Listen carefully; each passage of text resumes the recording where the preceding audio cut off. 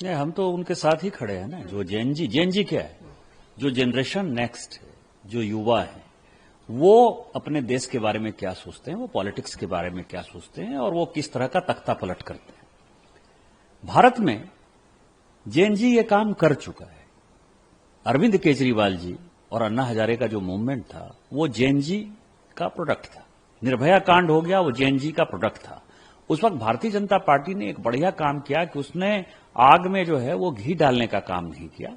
नहीं तो जिस तरह निर्भया कांड में 1 लाख से ज्यादा लोग दिल्ली के सड़कों पर आ गए थे 2013 दिसंबर 14 जनवरी की यदि बात करें आप, जिसके कारण कि पार्लियामेंट को कानून बनाना पड़ा, क्या आपको लगता है कि भारतीय जनता पार्टी कूद जाती तो ये लोग कोई बच पाते? गांधी परिवार के खिलाफ ही तो माहौल था ना, मनमोहन सिंह जी की सरकार के खिलाफ ही माहौल था ना।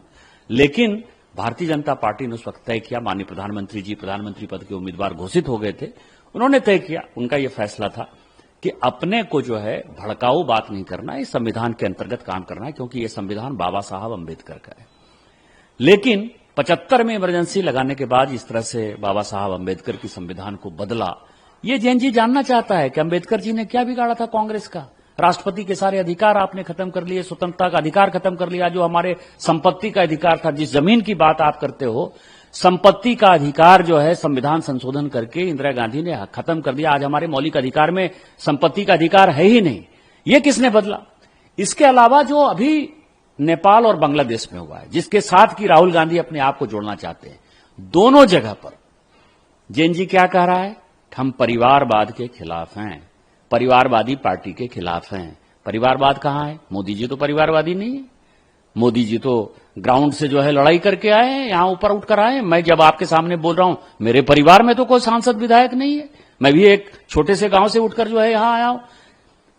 जवाहरलाल नेहरू, इंदिरा गांधी, राजीव गांधी, सोनिया गांधी, इसके बाद राहुल गांधी, प्रियंका गांधी, उसके बाद प्रियंका गांधी जी के बेटे भी हो सकता है आ जाए। रॉबर्ट वाड्रा साहब रोज कहते हैं कि मैं आंदोलन करना चाहता हूं, मैं चुनाव लड़ना चाहता हूं।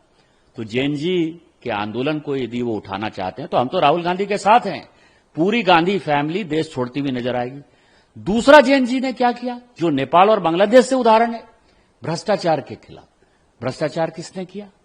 पूरे 2G, 4G, 3G, CG, कोयला घोटाला हो, बोफोर्स घोटाला हो, जितने घोटाले आप कर लिए, जीप घोटाले से लेकर यदि आप 2G और 3G और कॉमनवेल्थ घोटाले तक जाएंगे, सबके सब कांग्रेस ने किए। 11 साल से हमारी सरकार चल रही है, हमारे ऊपर एक भी घोटाले का इतना छोटा सा भी जो है कोई हमारे ऊपर आरोप नहीं है, टीका टिप्पणी नहीं है।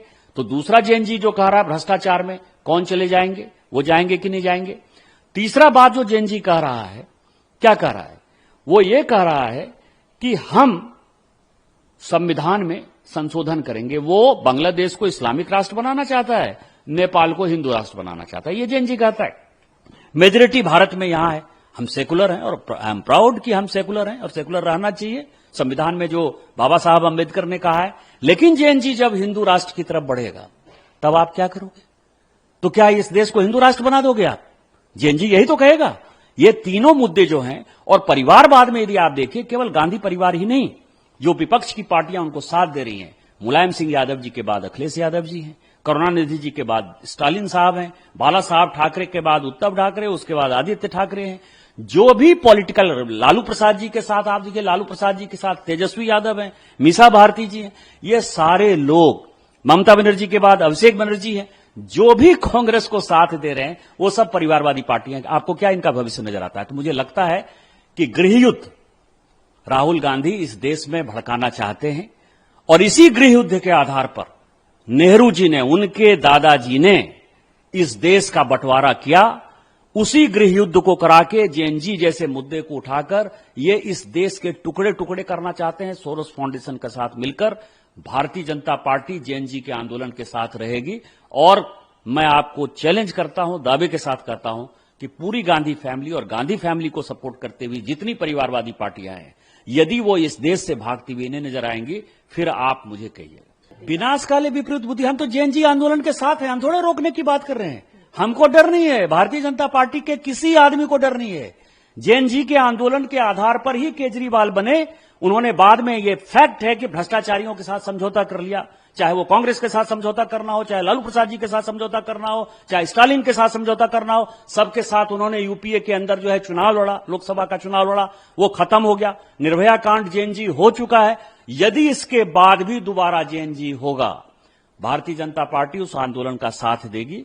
और ये इतने दिन से जो कुंडली मारकर बैठे हुए भ्रष्टाचारी नेता हैं, परिवारवादी नेता हैं, जो 140 करोड़ लोगों में अपने परिवार के अलावा कोई दूसरा आदमी नहीं नजर आता है, हम माननीय प्रधानमंत्री जी ने कहा है। और आपको मैं बताऊं, नमो ऐप में वो पूरा कैंपेन चल रहा है, और आज से नहीं कैंपेन चल रहा है, पिछले 1.5 साल से माननीय प्रधानमंत्री जी कह रहे हैं कि जो युवा हैं, जो पढ़े लिखे हैं, उनको हम राजनीति में लाना चाहते हैं, उनको हम राजनीतिक कार्यकर्ता बनाना चाहते हैं। यह मूवमेंट माननीय प्रधानमंत्री जी पहले से 1.5 साल से चालू किए हुए हैं।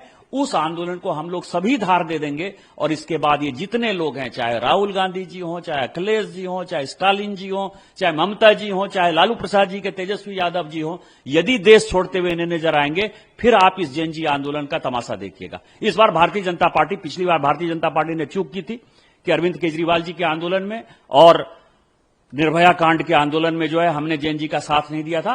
इस बार भारतीय जनता पार्टी खुलेआम जेएनजी का साथ देगी और इस पूरे परिवारवादी पार्टी को हम लोग यहां से निकाल बाहर करें। उनके जो मुद्दे होंगे, जो युवाओं के मुद्दे हैं, वो युवाओं के मुद्दे Bharatiya Janata party already address कर रही है। माननीय प्रधानमंत्री जी एड्रेस कर रहे हैं। युवाओं के मुद्दे हैं परिवारवाद के खिलाफ, माननीय प्रधानमंत्री जी रोज प्रधानमंत्री बोलते हैं परिवारवाद के खिलाफ। उनका मुद्दा है भ्रष्टाचार के खिलाफ। हम लगातार कहते हैं, प्रधानमंत्री जी कहते हैं न खाएंगे न खाने देंगे, तो हम भ्रष्टाचार के खिलाफ ऑलरेडी माननीय प्रधानमंत्री जी कैंपेन कर रहे हैं।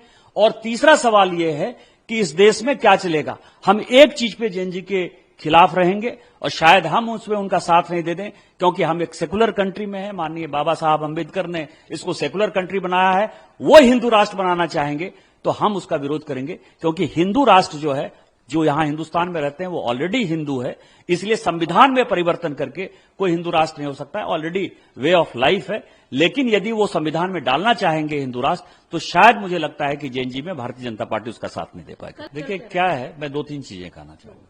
जिस अलंद की बात उन्होंने कही, संजोग से पार्टी ने उस कलबुर्गी का, मतलब गुलबर्गा जिला का, जहां के मल्लिकार्जुन खड़गे साहब हैं, जहां के नेता, वहां का इंचार्ज मैं ही था चुनाव में।